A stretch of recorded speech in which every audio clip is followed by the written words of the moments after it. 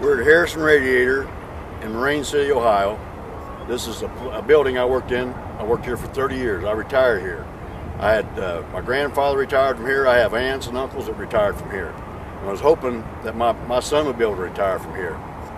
I served in the military, and I'm patriotic, and I want jobs to be made in America. I want products to be made in America. Well, they say free trade is going to level the playing field. Looks like it's leveled the playing field here. There was thousands of jobs gone, and the tax base is gone with them. And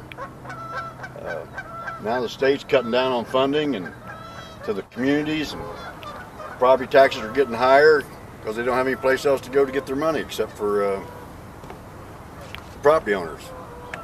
Well, take a good look here. They have leveled this plant and a lot more and all across this country. There was thousands of good paying jobs here, and they're gone.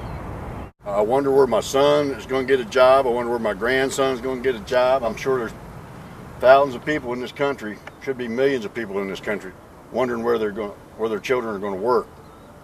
These jobs went out of here, and they went to Mexico, and they were paying people down there like $60 a month. Then they took the jobs from Mexico, sent them to China, where they're paying them 24 cents an hour. We abolished slavery in this country years ago, but we're to the point now we're buying products made by slave labor, basically. We're in Dayton, Ohio, at the Delphi Harrison Radiator plant. It used to be a Frigidaire. There was 26,000 people worked at Frigidaire in the Dayton area. These buildings were in World War II. They built machine guns in this plant. In World War II, in that other plant down there in Marine City, they built airplane propellers.